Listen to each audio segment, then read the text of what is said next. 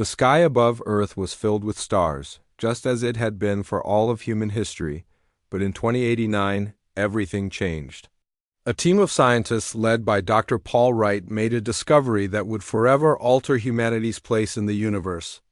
They created the Fold Drive, a device that could bend space and allow ships to travel faster than light. Susan Miller stood on the bridge of the USA Pathfinder and watched as Earth became smaller behind them. At 45 years old, she had spent her entire career working toward this moment. Her brown hair showed streaks of gray, and the wrinkles around her eyes deepened when she smiled. As captain of the first real deep space mission, she felt the weight of history on her shoulders. "Drive is stable, Captain," said John Ellis, her chief engineer. "We're ready for the fold." Susan nodded and took a deep breath. "Begin the sequence." The stars outside the viewport stretched like rubber bands, and then reality itself seemed to fold. Everyone on the bridge held their breath. A moment later, the stars snapped back into points of light, but they were in a different pattern now. The Pathfinder had arrived at Alpha Centauri, humanity's first journey to another star that had been 2 years ago. Now, on their third expedition, the Pathfinder approached a yellow star named Tau Ceti. Early scans had shown planets, including one that might support life. Dropping out of fold in 3-2-1, called Maria Lopez, the navigation officer, the ship returned to normal space with a slight shudder. Ahead of them lay a system of 6 planets, the third one from the sun glowing blue and green like Earth. "It's beautiful," whispered Susan. "Begin full system scan." For 3 weeks, the crew of the Pathfinder mapped the Tau Ceti system. The third planet, which they named Tau Ceti D, was indeed Earth-like. It had oceans, continents, and an atmosphere humans could breathe with only minor filtering. But something was missing. "No signs of intelligent life," reported Kevin Reed, the ship's biologist. "Not even ruins or evidence of past civilizations. There are plants and simple animals, but nothing like Earth's evolutionary history." Susan found this strange. According to all their theories, a planet this perfect should have developed intelligent life. It was as if someone had prepared it but never moved in. 6 months later, the first colony ships arrived at Tau Ceti D. Susan watched from orbit as the first domes were built on the surface. She felt proud to be part of humanity's first steps into the galaxy. Among the first wave of colonists was Dr. Alan Peterson, a scientist who studied how planets formed and changed over time. He was tall and thin with a full beard, and he preferred working alone. While other scientists focused on building the colony, Alan wandered the empty landscapes of their new home. On his 12th expedition, he found something unusual: a perfectly flat mesa that rose from the surrounding plains. Its edges were too straight, its surface too level. When he took samples, he found materials that didn't match the surrounding geology. "This isn't natural," he told Susan during a meeting back at the colony. "Something or someone made this." The other scientists laughed. "Just wishful thinking," said one. "We've run every scan possible. There's no evidence of intelligent life." Here, Alan didn't argue, but he kept exploring. Over the next 5 years, he found more strange formations, circles of standing stones, perfect spherical caves, and hills that formed exact geometric patterns when mapped from above. This time, Susan had retired as a ship captain and now served as governor of the growing colony. She gave Alan the resources to continue his research, though many thought it was a waste. "I know what I'm seeing," Alan insisted. "These patterns aren't random." 20 years passed. The colony flourished, growing from a few domes to a city of 50,000 people. Ships came and went regularly, bringing new colonists and taking back resources to Earth. Humanity had begun to expand to other star systems as well, finding more planets to settle, but still no alien life. Alan Peterson grew old but never gave up his search. When he became too frail to go into the field, his theories were taken up by his daughter, Beth, and eventually his grandson, Jack Miller, who was also Susan's son. Jack became a survey pilot, flying small ships to map the continents of Tau Ceti D. One day, while scanning the northern polar region, his instruments detected something buried deep under the ice. "Base, I'm picking up a large metallic mass," he reported. It's about 200 meters long and perfectly rectangular. A team of scientists rushed to the site. They melted through 30 meters of ice to reach the object. What they found shocked everyone: a smooth metal box with no seams or openings, made of an alloy unknown to human science. It took 3 months to cut into the box. Inside, they found mechanical parts, crystalline structures, and strange symbols etched into metal plates. No one could decipher the symbols or determine the purpose of the device. Dr. Lovra Banks, the lead researcher, finally made a breakthrough. "We've dated the materials," she announced during an emergency meeting. "Based on decay rates and surrounding ice layers, this object has been here for approximately 10,000 years. The room fell silent. 10,000 years ago, humans on Earth were just beginning to develop agriculture. They certainly weren't capable of space travel or creating advanced technology. Could it be from another intelligent species?" someone asked. "If so, where are they now?" replied Susan, her voice quiet. At 83, she had lived to see humanity spread to 3 star systems, but they had found no evidence of other intelligent life anywhere. And why have we never detected any signals or signs of them? Jack Miller studied the symbols found in the box. "These look like star charts," he said after weeks of analysis. "If I'm reading them correctly, they point to specific locations across the galaxy." As word of the discovery spread, similar objects were found buried on Earth and other colonies, all dated to roughly the same period, 10,000 years ago. All contained similar symbols and technology. Susan stood beside her son as they looked at a holographic map showing where all the objects had been found and where the symbols seemed to point. "What does it mean?" she asked. Jack shook his head. "I don't know. But whatever civilization left these, they wanted us to find them. They were leaving us a message or maybe a map. But why hasn't anyone else found them? Why haven't we encountered any other intelligent species out here?"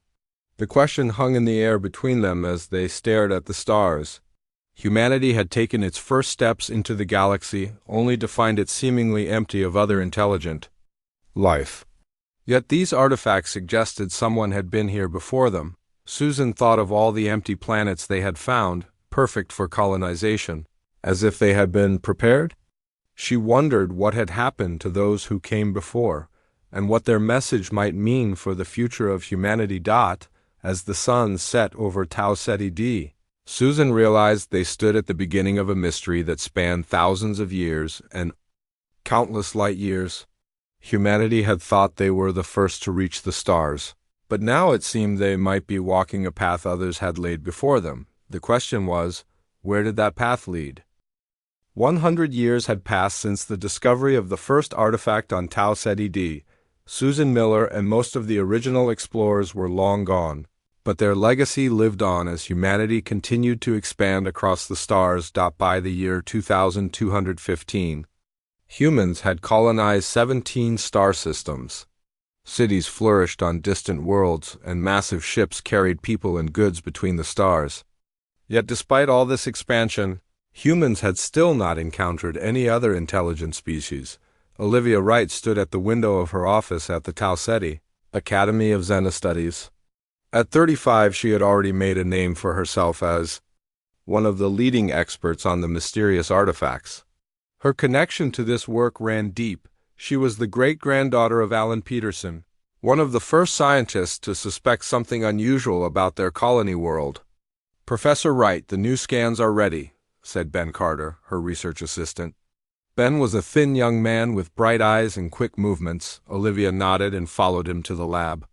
On a large table sat a new artifact recently discovered. On a moon in the Epsilon Eridani system.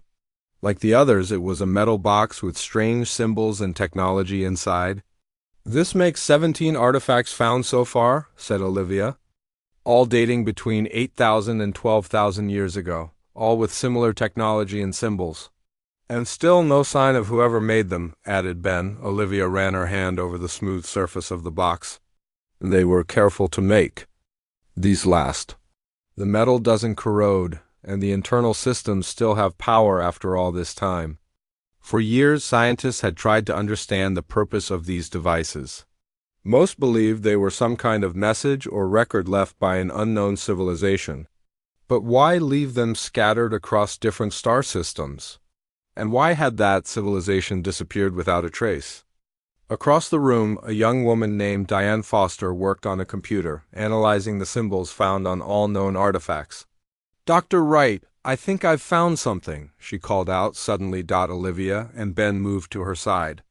On the screen was a pattern of symbols that appeared on multiple artifacts. "These recurring patterns," said Diane, pointing to the screen. "They're not just similar, they're exact matches across different artifacts. And when I map them against star charts, She pressed a button, and a holographic map of the galaxy appeared above the desk. 17 points of light marked the locations where artifacts had been found. Lines connected these points to other locations spread throughout the galaxy. "They're coordinates," said Olivia, her voice barely above a whisper. "Each artifact contains directions to other artifacts and possibly to something else." While Olivia's team worked on deciphering the artifacts, humanity continued to advance. In the Sol system, Admiral Peter Collins supervised the construction of humanity's most ambitious project yet, a Dyson swarm around the Sun. Thousands of massive solar collectors orbited the star, capturing its energy to power human civilization. Peter was a broad-shouldered man with a stern face who had risen through the ranks of the United Earth Space Agency. Now, at 60, he commanded the largest fleet of ships ever assembled. "Progress report," he demanded as he entered the control room of the construction platform. "We're ahead of schedule, Admiral," replied Lisa Park, his chief engineer. "The latest batch of collectors is already operational. We're capturing about 15% of the Sun's total output now." Peter nodded with satisfaction. This project would ensure humanity had nearly unlimited energy for thousands of years to come. It was a testament to how far they had advanced in just over a century of space exploration. Thanks to new medical technologies, humans now regularly live to be 250 years old. Genetic engineering had eliminated most diseases, and neural implants allowed people to connect directly with computers and each other, but the mystery of the artifacts continued to haunt humanity. Why had they found no living aliens despite exploring so many worlds? Were they truly alone in the galaxy? Back at the Tau Ceti Academy, Olivia's team had made a breakthrough. After years of study, they had partially decoded the language used in the artifacts. "It's not what we expected," Olivia explained during a meeting with USA officials. "The language has patterns similar to ancient human languages. We found elements that resemble early Sanskrit, Proto-Indo-European, and even some Mesopotamian language structures." "Are you suggesting these artifacts were made by humans?" asked one of the officials with obvious skepticism. "Not exactly," said Olivia. "But there may be a connection we haven't understood until now." The next breakthrough came when they managed to access the data storage systems inside the artifacts. They contained vast amounts of information: star maps, scientific knowledge, and historical records. Olivia worked day and night with her team, translating and analyzing the data. One evening, as most of the staff had gone home, she made the discovery that would change humanity's understanding of its place in the universe. "Ben!" she called out, her voice echoing in the empty lab. "Ben, come look at this!" Ben rushed over to her workstation.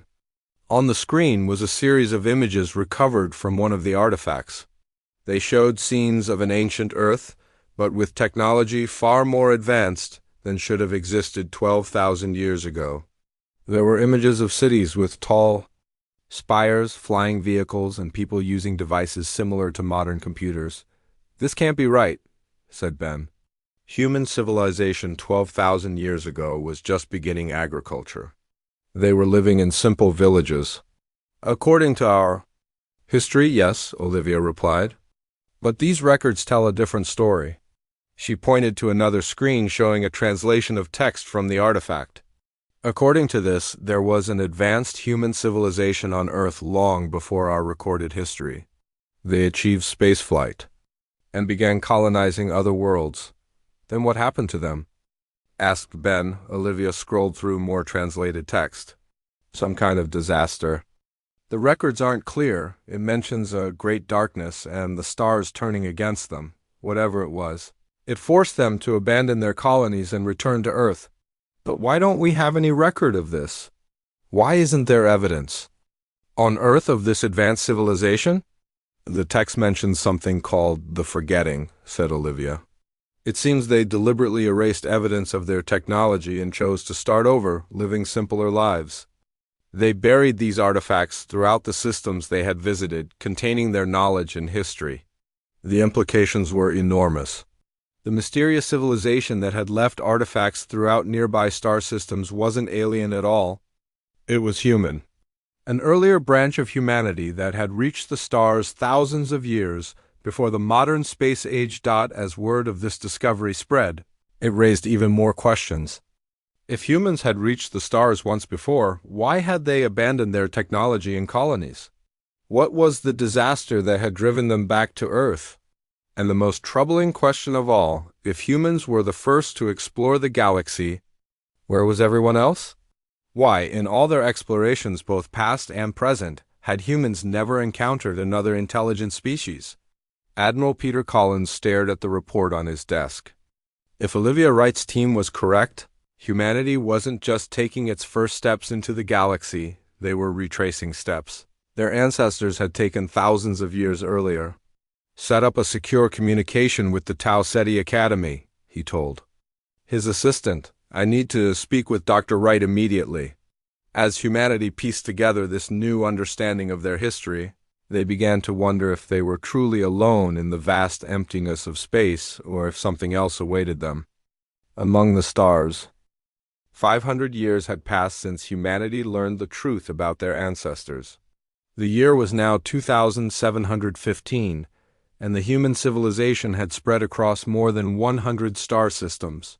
Cities floated in the clouds of gas giants and massive space stations orbited dozens of stars. Humans had reshaped entire planets to suit their needs, and built wonders that would have seemed like magic to their ancestors. The mystery of the ancient human diaspora had been largely solved over the centuries. Researchers had pieced together the story from the artifacts. 12,000 years ago, humans had achieved space travel and begun to explore nearby stars. They had established colonies on several worlds before some kind of catastrophe forced them to abandon their technology and return to a simpler life on Earth. Karen Young stood on the observation deck of Sirius Station, looking out at the blue-white star that burned fiercely before her.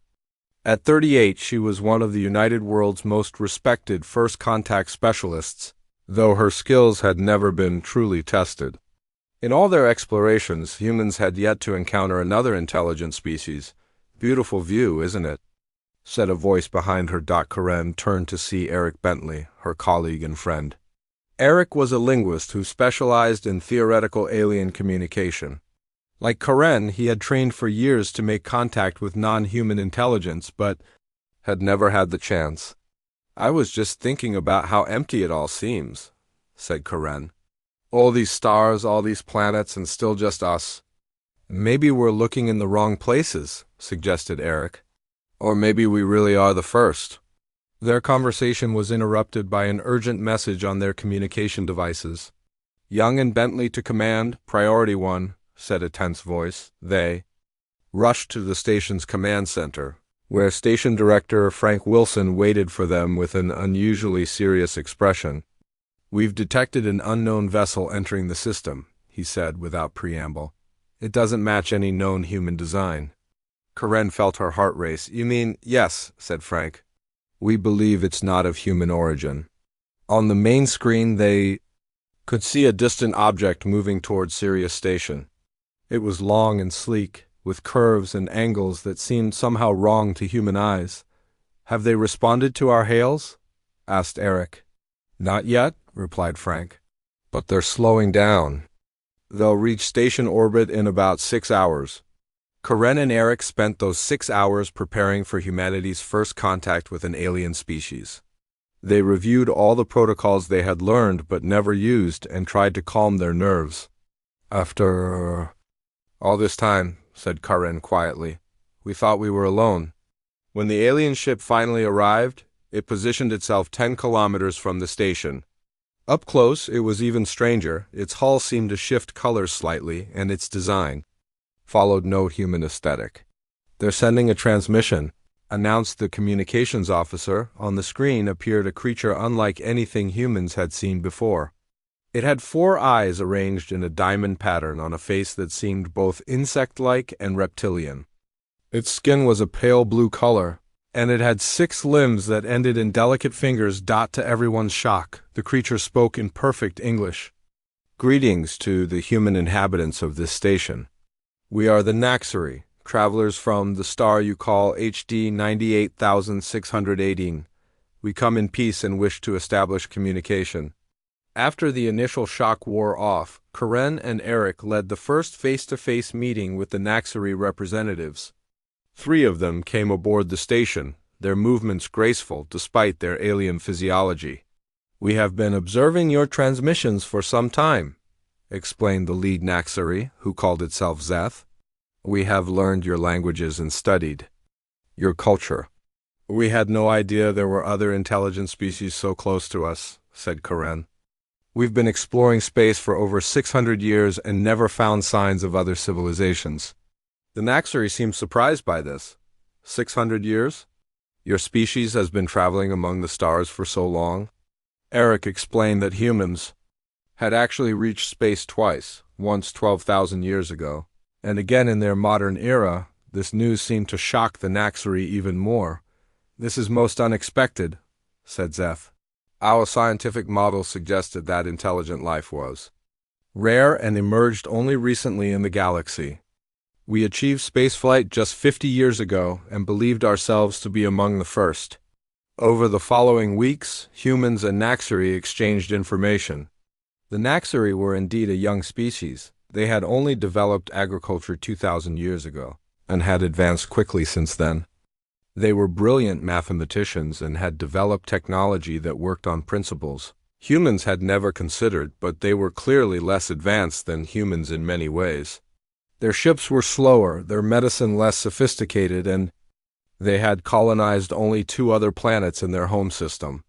"We had expected to find either no one or species far more advanced than ourselves," Zeth explained during one meeting. "To find that humans have existed for so long and spread so far is ... humbling." News of the first contact spread quickly throughout human space. People everywhere watched recordings of the Naxari and marveled at the reality of alien life. But the excitement was just beginning. 6 months after the Naxari arrived, another alien ship entered human space. These new visitors called themselves the Vesh, crystalline beings who communicated through light patterns and lived on a cold world orbiting a red dwarf star. Like the Naxari, the Vesh were surprised to discover how widespread humanity was. They too had only recently developed interstellar travel and expected to find an empty galaxy within 2 years. Humans had made contact with 5 different alien species. All were relatively young civilizations, none more than a few thousand years old. All expressed shock at humanity's age and reach. "It appears we may be the elder race of the galaxy," said Admiral Sarah Lee during a meeting of the United Worlds Council. "These younger species look to us as guides." Not everyone welcomed this role. Some humans argued for isolation, fearing that contact with aliens might bring disease or conflict. Others saw an opportunity to shape the development of galactic civilization. Karen found herself promoted to head of the newly formed Interspecies Relations Department. Her job was to establish protocols for interaction with the growing number of alien civilizations making contact with humanity. "We need to be careful," she told Eric as they prepared for a meeting with representatives from all 5 known alien species. "These are whole civilizations with their own paths. We shouldn't try to control them." "But we can't ignore them either," Eric replied. "Like it or not, we're the most advanced species they know. They're looking to us for guidance." As more alien species emerged from their home systems and discovered the wider galaxy, humanity found itself in an unexpected position. After centuries of searching for other intelligent life, humans were now the ones being found, and they were being looked at with a mixture of awe, fear, and respect. The question now facing humanity was what kind of elder race they would be. Would they guide these younger species with wisdom and compassion? Or would they seek to control and dominate the galactic stage? As Karen prepared to welcome yet another new species to the growing community of galactic civilizations, she wondered what the original human space travelers from 12,000 years ago would think of their descendants now. Had they ever imagined that humanity would one day be the ancient, wise species that younger races looked up to? The galaxy was no longer empty, but humanity's journey was far from over. 1,000 years had passed since humanity's first contact with the Naxari. The year was now 3715, and the galaxy had changed dramatically. Over 30 younger civilizations had joined what was now called the Galactic Council of Species. Humans had helped guide their development, sharing knowledge and technology while learning from the unique perspectives each species brought. Human civilization now spanned 3 spiral arms of the Milky Way galaxy. Most humans were now partially synthetic, with bodies that combined biological and mechanical parts. Some had abandoned physical form entirely, choosing to exist as patterns of energy or digital consciousnesses that could transfer between different bodies as needed. Lisa Chun sat in her office on Europa Station, looking out at the massive ships coming and going from Jupiter's ice-covered moon. As diplomatic overseer for the Human Protectorate, she was responsible for managing relationships with all known alien species. At 180 years old, she was relatively young for her position, but she had a natural talent for understanding different species and their needs. Overseer Chun, the Jorax delegation has arrived, announced her assistant, a holographic projection that floated beside her desk. Lisa nodded. Send them in. The Jorax were one of the more challenging species in the Galactic Council. They were methane breathers who had evolved on a gas giant and had a naturally aggressive, competitive culture. Their representatives entered Lisa's office in environment suits that kept their atmosphere at the right mixture for their biology.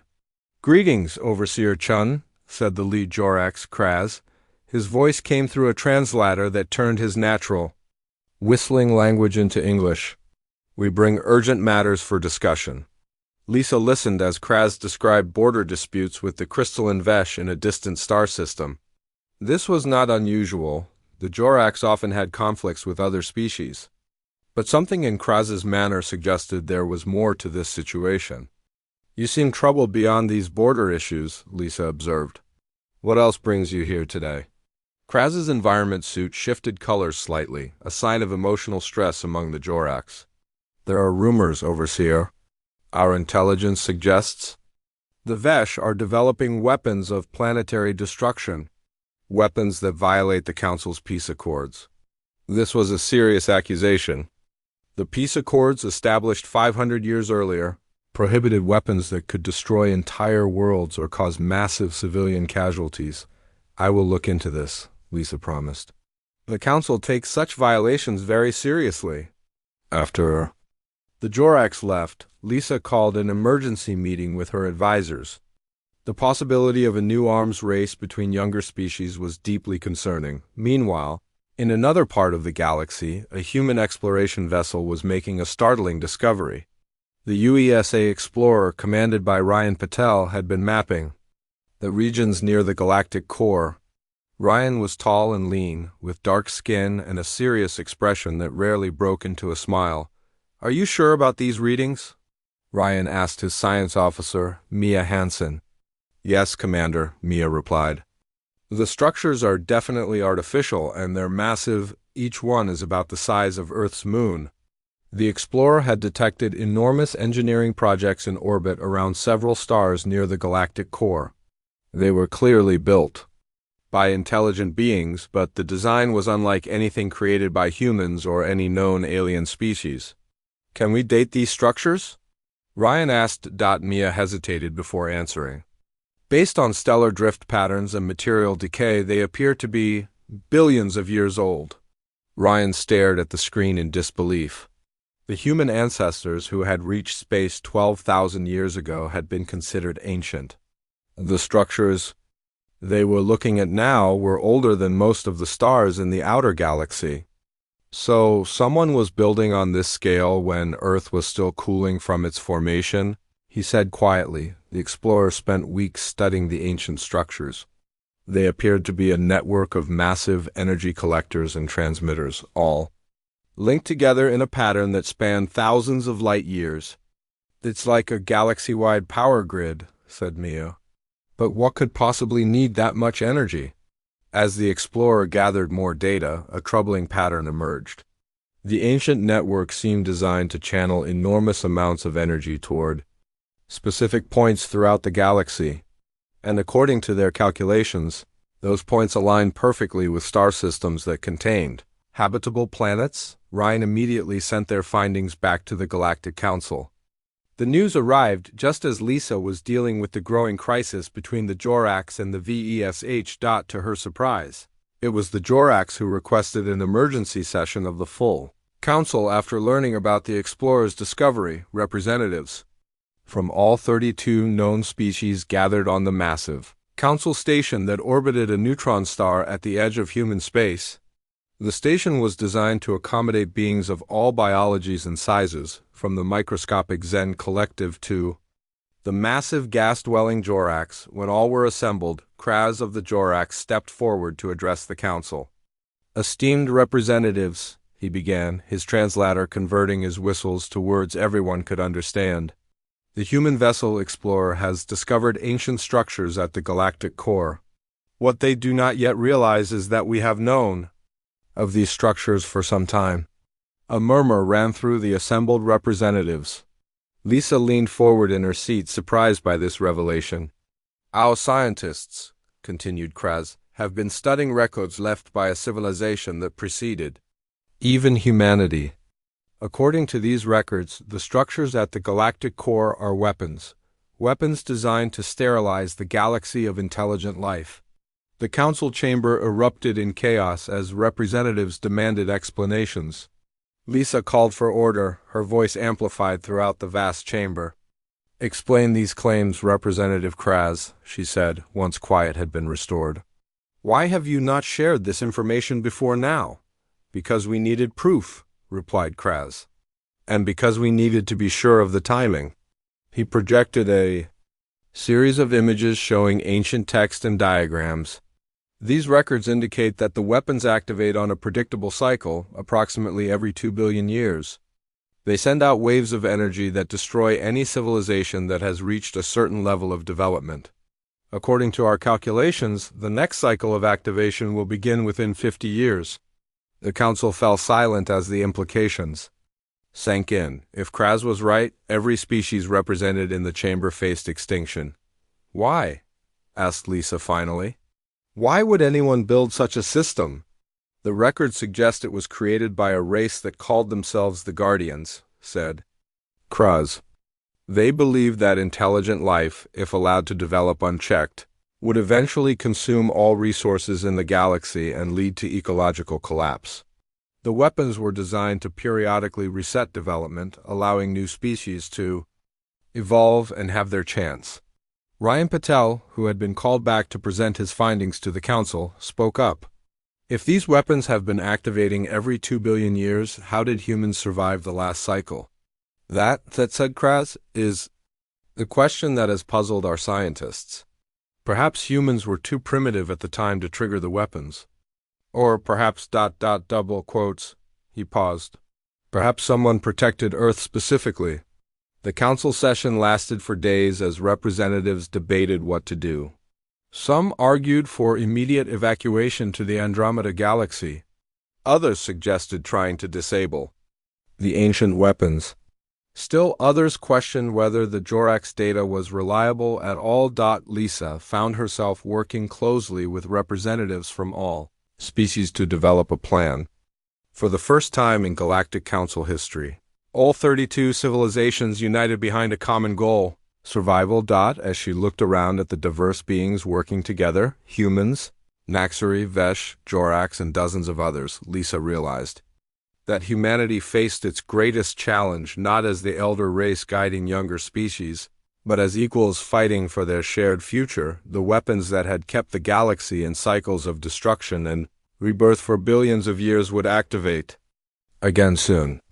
And this time, the young civilizations of the galaxy, led by their elder human guides, would be ready to face them. 10,000 years had passed since humanity's first steps into the stars. The great crisis of the Guardian weapons had been averted through the combined efforts of all galactic civilizations. Working together, humans and the younger races had found a way to disable the ancient network without destroying it. Preserving its technology while ending its deadly cycle, the Milky Way now teemed with life. Hundreds of intelligent species populated nearly every habitable world, and many had risen to technological parity with humans. The original concept of humanity as the elder race guiding younger civilizations had faded as those civilizations matured and developed their own unique paths. Humans themselves had changed dramatically over the millennia. Through gradual evolution, technological enhancement, and adaptation to various environments, humans existed in dozens of distinct forms. Some lived in the crushing gravity of gas giants, others in the vacuum of space itself. Some had merged with machines to become hybrid beings, while others had taken forms that would be unrecognizable to their ancestors. Gregory Wells stood on a hill overlooking a valley on Earth.